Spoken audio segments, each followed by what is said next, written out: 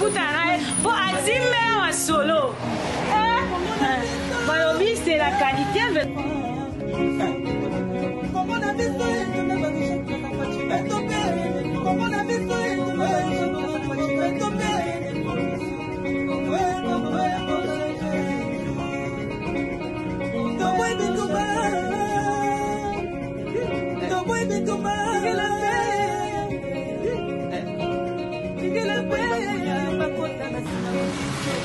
Papa Bouni,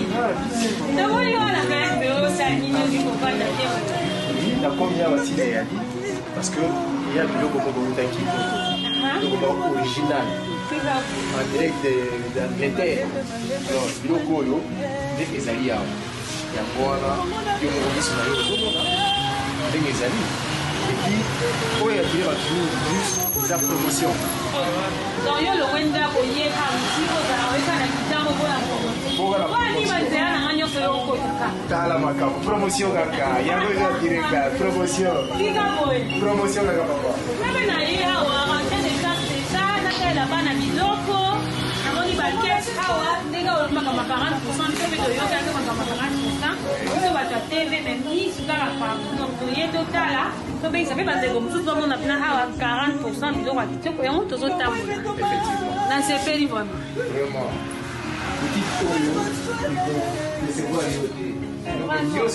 on a tout dans 40%, on a quelque chose à 35 $, qui tient avec 40%.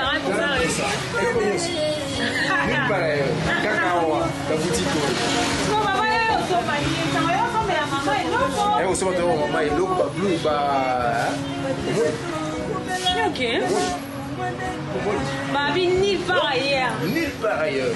Fondation Béré. Fondation Béré. Kana Kitambo. Kana Kitambo.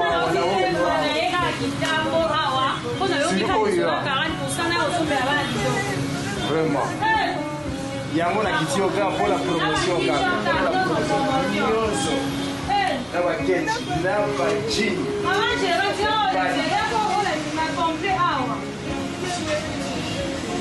Ça, c'est la solution. Fondation Béré. Maman, tout le monde a Fondation Béré à 40% à répétition. Si tu as aussi les babandeko, par musique, pour la base de transport, pour nous faire reçu des locaux, parce que vraiment imprégné par Kinshasa, on a besoin pour y aller Fondation Béré et autres capitaux qu'on a pris assez. Mais vous comme c'est vraiment très adresse, et va développer au bazar un peu partout. Donc, il y aura un téléphone pour pas contacter, ça peut faciliter les choses. Ils sont pas dans la carte. Oui, tout ça, Fondation Béré Belli, tout ça, Oya croisement Komori pour numéro 18. Tout ça, on a quitté un bois et belé, biloko ezali, a bien la qualité, à photo bois et belé, numéro, on a besoin ezali 097 73 69 541. Ce qu'on bien le numéro là, vous pouvez vous répondre bien. Bah maman, papa, tu papa, ou si musique y est, tu écoutes un kaka, on dirait y est par abanzelo, on a les kaka, pour y est, ils sont là 40% jamais vu. Donc, on va dire qu'on a biso, ma journaliste, ma football. Il y a solo émission à l'élo, ezali somme. Émission à l'élo, ezali somme. Na écoute na kanda pour émission oyo.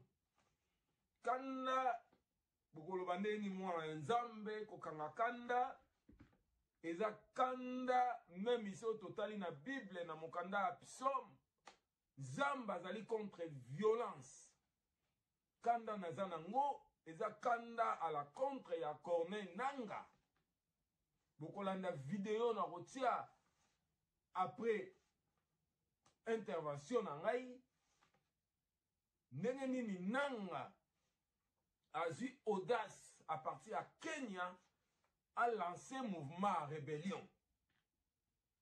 Cette fois-ci, ça ne marchera pas. Oazolo Baboye, Azali, Wazalendo, José Koko, JKN, Wazalendo Nakatero. Ça ne passera pas, Corneille Nanga. Ça ne passera pas. La rébellion, on va créer. Tant armée na biso ezalaki faible mais ce que tous en armée moko o ezali requinqué armée moko azali bien équipé tozana ba arme mebele meka bongo komona meka bongo komona yango nazoloba na ba peuple congolais nyonso partout o bokutami bozala ba wazalendo pona kubatela mboka bobima bino nyonso ba wazalendo même ngane naza awa naza déjà wazalendo nazoloba na kanda tala pays net Kenya yo yepa na biso comme EAC yango to banda koloba ke EAC wana abana collaborer na M23 tozalaki na raison Corneille nanga sala ba déclaration oya wuti ko sala ndengwana Kenya atiki ye aleka asala ba déclaration ndengwana c'est pas possible.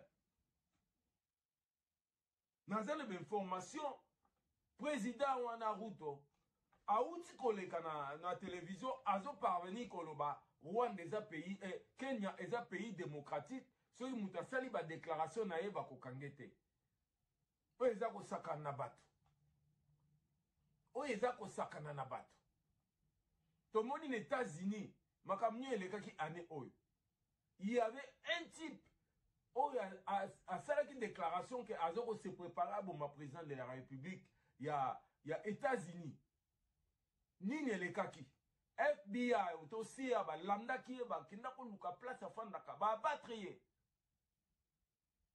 Mais États-Unis est un pays démocratique hein. Yo salaka déclaration à rébellion des États-Unis sur aux alamfi. Yo Kenya ozo déclaré que un pays ami à RDC okotika mutu asala ba déclaration ya ndenge wana asala rébellion pour ya ko attaquer biso. Et ça inacceptable.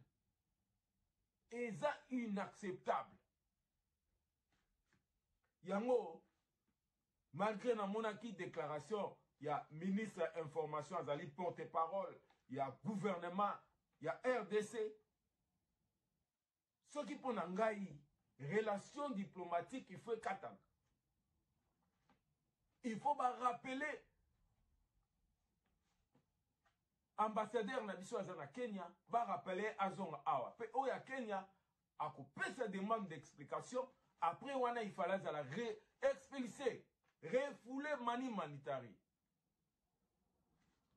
to ko continuer ko tolérer makamba boyete yango nazo senga na peuple congolais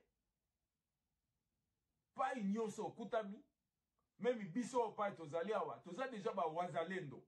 Je me nomme JKN les wazalendo. Toko tolérer ba makamba boyete.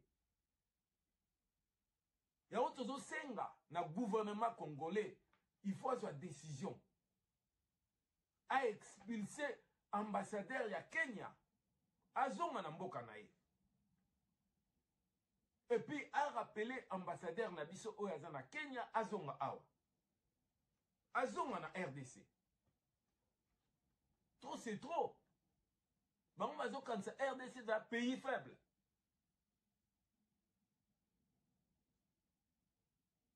Na kanda ndenge na zabo na zolo bana kanda.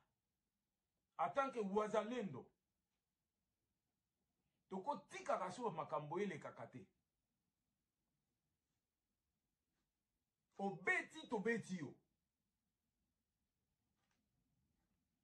Tous les gens qui attaquer n'importe où. Il y a un gouvernement, il faut avoir décision. Tant que nous avons président, surtout historiquement, président avant Ruto, avant comme président, avant déjà au fin de Congolais. Avant comme a passé président de la République à Kenya. Abanda qui déjà qu'on se manqué na peuple congolais. Mutabo étant comme président, comme ici ami, boyambaraï na bambo kanabiso. Toko tolérer makamba boyeli susute. En tant que wazalendo na lancé mela na ba congolais nyonso pai olo bakutani bino nyonso boko ma ba wazalendo. Moi je suis JKN les wazalendo. et nazolo babona kanda. Gouvernement congolais, il faut avoir décision à expulser ambassadeur ya Kenya, à rappeler ambassadeur Nabiso kolongwa kuna azonga na RDC. On ne peut pas commencer à blaguer comme ça.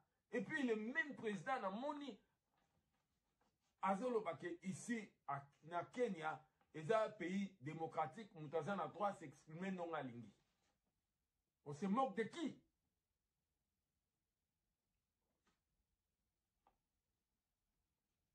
Peuple congolais, fongola miso. Fongola miso. Toko tike la bango tante. Yango monto, to banda ko senga nyonso, to banda ko senga AIC, il faut ebima, ekende, ezonga pa eutaki.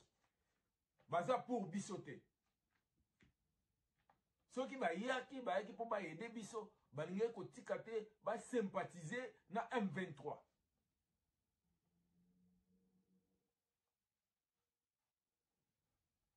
C'est bien nenge ba zongi pa bazalaki. Mais ngana zo senga na gouvernement congolais ezaka kangaite na moni ba collègue mususu bango pe bazo senga gouvernement congolais a kata ba relation diplomatique na Kenya. Pour la moni même ba sengi demande d'explication soko tali nenge président ya nene ya Kenya soko landi lelo tanga leki na télévision azo parvenir kolobake Kenya mutako pe sa déclaration nenge aligné ezali des pays démocratiques. Pays démocratique o yazo menacé pays mususu o yazo sa la déclaration asimba ba armes pour attaquer pays mususu do benga azo ko s'exprimer librement. Ce qu'on a les États-Unis, ce qu'on a la déclaration à Boé. Mais, on va l'arrêter. Ou bien, ce qu'on a la moka, monsieur, ça peut mener les États-Unis à ça, la bobonga, bomona. Nazana,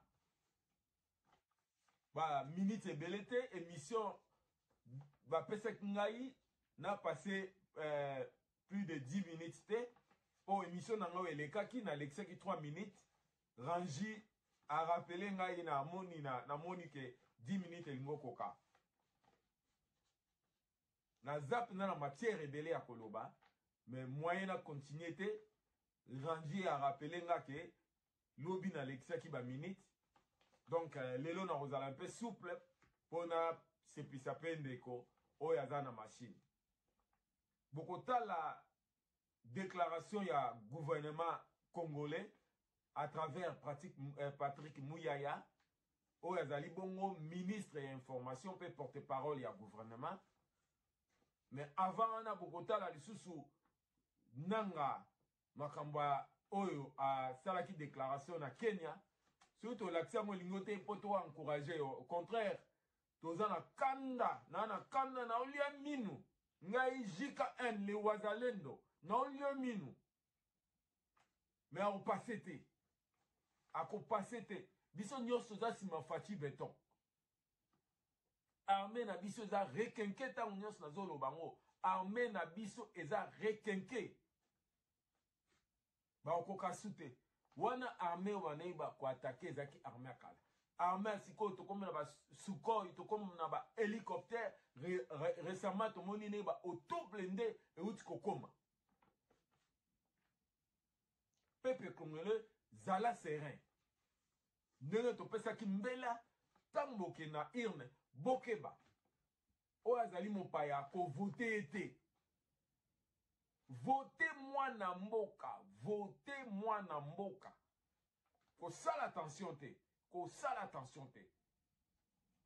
Pona ko sukisa na pesi mbote paya leki na ngai, le général o natanga tangu nyoso. Le général Thierry Mbala, Zwa Mbote na yo, na pesi mbote pa Gisèle Mbala, Serge Mbala, bozwa mbote na bino. Na pesi su mbote pa ya Grace Vika, Zwa mbote na yo. Na pesi mbote pa Check, Albert, Zwa mbote na yo pa ya ozali. télévision. Bobo sanate, bo partager émission nabiso, bo liker, et si que bobo sanate, bo s'abonner. Bo s'abonner, pour ceux qui bo s'abonner, bo partager, bo liker, et ça le cola, bo zopé sa biso support pour à travers l'émission nabiso, tous un projet et belé à aider le peuple congolais. Et vous allez malamu, bo s'abonner, bo liker, bo partager la vidéo nabiso. Bo landa intervention ya Patrick Mouya ya Oazali Bongo, ministre ya information et puis porte-parole ya gouvernement congolais. Mais avant on a Bokota la point de presse ya Corneille Nanga ou Nabengi point de presse ya Sony. Sony pona nini Sony pona Kenya oyo abane ko clamer tango nyonso aza ami ya RDC. Ok, yebanaki aza ennemi ya RDC. To mona ikutu avant akotana pouvoir président wana afingaki peuple congolais. Avant ba élire na présidence ya Kenya afingaki peuple congolais. Pona ko sukisa na sengi na congolais nyonso pa azali à se nommer Wazalendo, c'est-à-dire à se comporter comme un Wazalendo, à battre la territoire partout azali à bunda pote moka ekendete. Biso nyonso toza sima ya fachi beton. Tolobi ete munguna akoleka te pe étranger akoleka te na élection oyo. Votez moi na mboka. Votez moi na mboka. Na tiki bino bolanda intervention oyo ya gouvernement congolais ainsi que point de presse ya Sony ya Corneille Nanga. Tu veux dire que ceux qui a commis la position oyo eza po carré minier o ba pesa ki na gouvernement oyo ya 18 ans carré minier na gouvernement na biso récupérer yango esali somme pe pasi abandonner mwasi na bana akei na Kenya akenosa la rébellion. Botikala, bolanda, intervention ya gouvernement congolais. Na tiki binoboza. Au peuple congolais, à nos frères africains et à la communauté internationale. Appel à l'unité nationale pour la stabilité de la République démocratique du Congo. Mû par la volonté de sauver la nation en danger et de restaurer la dignité du Congolais, la République démocratique du Congo en tant qu'État. Animé par la volonté du vivre ensemble, de l'unité et de la cohésion nationale et d'en finir définitivement avec l'insécurité généralisée, les tueries et les massacres massifs des populations, ainsi que les génocides, les idéologies génocidaires véhiculées par les forces négatives alliées au régime de Kinshasa, avec comme conséquence des déplacés congolais et réfugiés, principalement dans la partie orientale du pays. Convaincu que les statuts et le bien-être du Congo ne dépendent que des Congolais eux-mêmes et pas d'autres. Considérant que la problématique de l'insécurité et l'instabilité consécutive à la faiblesse, sinon à l'absence de l'État, dure depuis plus de 3 décennies sans aucune solution durable. Considérant les déficits de gouvernance des institutions nationales et leur incapacité à restaurer l'autorité de l'État sur l'ensemble du territoire national, et rassurer nos populations, entendu qu'il est malheureusement établi que le régime actuel de Kinshasa a instauré plutôt en mode de gouvernance des antivaleurs telles que la corruption, le détournement des deniers publics, la spoliation des biens publics et privés, le tribalisme, la discrimination, les mensonges, la chasse à l'homme, l'instrumentalisation des institutions et de la justice et des services d'État, la manipulation tribalisée de la justice, les arrestations arbitraires, les assassinats, les crimes économiques, la glottophobie et l'exclusion ainsi que la division et l'appauvrissement de la population.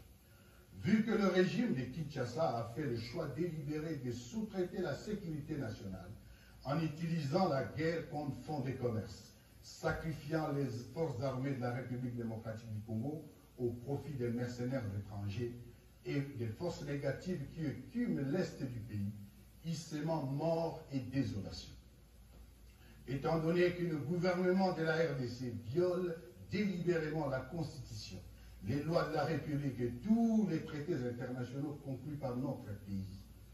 Étant tous témoins de la confiscation du processus électoral en cours par le même régime à tous les niveaux et sa décision d'opérer un coup d'État électoral, nous basons sur l'article 64 de la Constitution de la République démocratique du Congo. Lançons ce jour un appel à l'union de toutes les forces politiques, sociales et militaires de la République démocratique du Congo. Décidons d'œuvrer ensemble pour la mise en place d'une dynamique structurée pour la refondation de l'État et la résolution des causes profondes des conflits récurrents pour le retour de la paix définitive en République démocratique du Congo. Notre plateforme est dénommée Alliance Fleuve Congo, AFC en sigle. Notre appel s'adresse précisément aux groupes et sensibilités ci-après: les partis politiques, les plateformes de la société civile, les forces de résistance et d'autodéfense populaire, les forces armées de la République démocratique du Congo FARDC, les leaders communautaires et de la diaspora. Tous les patriotes partageant cette urgence de changement sont invités à nous rejoindre sans délai pour sauver notre pays et y instaurer une gouvernance cohésive dans l'unité et la paix, la refondation d'un État qui assume ses responsabilités régaliennes fondées sur la loi et qui assure la sécurité de tous. Mesdames et messieurs, je vous remercie. Nous sommes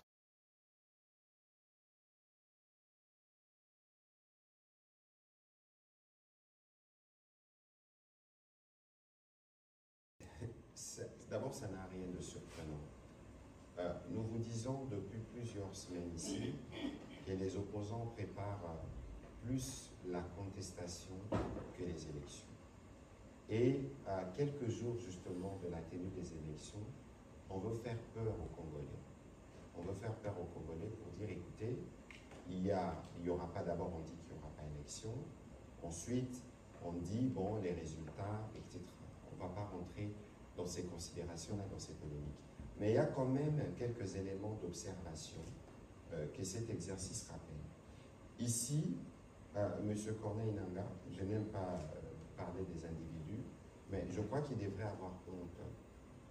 Honte parce que lui, il a été à la tête de la Commission électorale nationale indépendante. C'est l'institution qui est chargée justement de travailler pour consolider la démocratie. On peut ne pas être d'accord lorsqu'on pense que son successeur fait peut-être mieux que soi.